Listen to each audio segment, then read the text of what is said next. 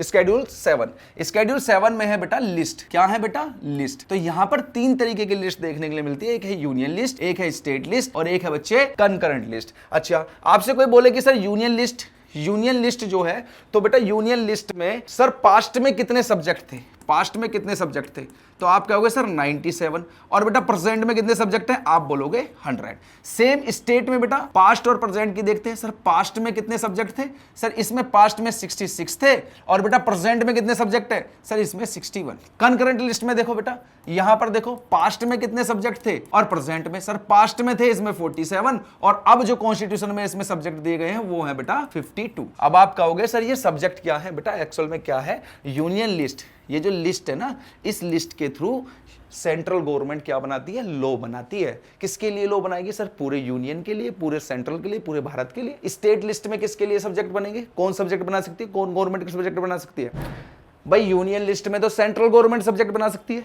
State list में कौन subject बना सकता है, सर स्टेट लिस्ट में स्टेट गवर्नमेंट सब्जेक्ट वो कानून बनाती है, लॉ बनाती है। और कंकरेंट लिस्ट, सर यहां पर सेंट्रल गवर्नमेंट भी कानून बना सकती है और स्टेट गवर्नमेंट भी लॉ को बना सकती है। क्लियर? अब बात करेंगे सर स्केड्यूल 8। स्केड्यूल 8 की बात करते हो तो बेटा यहां पर कितनी लैंग्वेजेस हैं, सर लैंग्वेज की बात कर रहा है स्केड्यूल 8। तो लैंग्वेजेस कितनी है सर, जब कॉन्स्टिट्यूशन बना था, कब बना था कॉन्स्टिट्यूशन, सर 24 नवंबर 1949।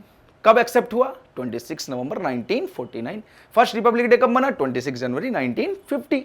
ठीक है, तो बेटा जब बना था तो कितने थे भाई, आप कहोगे सर 14 लैंग्वेज थी। और अब कॉन्स्टिट्यूशन में कितनी लैंग्वेज है बेटा, आप कहोगे सर 22 लैंग्वेज है। तो बच्चे कितनी लैंग्वेज ऐड हुई, आप कहोगे सर 8 लैंग्वेज ऐड हुई। क्या कहोगे आप, सर 8 लैंग्वेज ऐड हुई। आपसे अगर कोई बोलने लग जाए कि सबसे पहले कॉन्स्टिट्यूशन की इस वाले स्केड्यूल में किस लैंग्वेज को रखा गया, तो आप कहोगे सर हिंदी को रखा गया। किसको रखा गया बेटा, हिंदी को। और आप मुझे बताओ 14 के बाद कौन सी लैंग्वेज रखी गई होगी, सर 15th रखी गई होगी। तो बेटा कौन सी लैंग्वेज रखी गई थी, सर सिंधी रखी गई थी। कौन सी रखी गई थी बेटा, सिंधी। कौन सी बच्चे, सिंधी।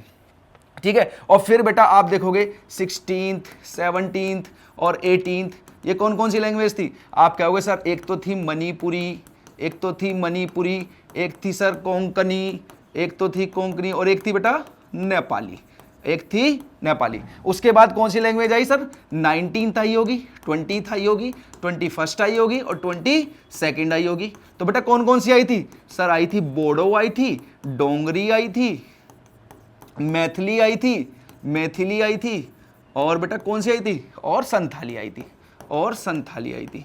ठीक है बच्चे, ये लैंग्वेज ऐड हुई थी बाद में कॉन्स्टिट्यूशन में। क्लियर? Okay sir schedule 9। बेटा आप मुझे एक बात बताओ, जब हमारा कॉन्स्टिट्यूशन बना था तो कितने स्केड्यूल थे, आप कहोगे सर 8। कितने थे, 8। तो 8 स्केड्यूल बेटा लैंग्वेज तक कंप्लीट हो गए। अब कौन से स्केड्यूल चल रहे हैं सर, अब 9 आएगा, 10 आएगा, 11 आएगा, 12 आएगा। तो ये स्केड्यूल क्या थे बेटा, ये स्केड्यूल बाद में ऐड ऑन किए गए थे, ये स्केड्यूल बाद में ऐड किए गए थे कॉन्स्टिट्यूशन में। तो सर 9th स्केड्यूल जो था वो सबसे पहले इसको ही तो ऐड ऑन किया गया। तो सर क्या था ये बेटा, ये था लैंड रिफॉर्म।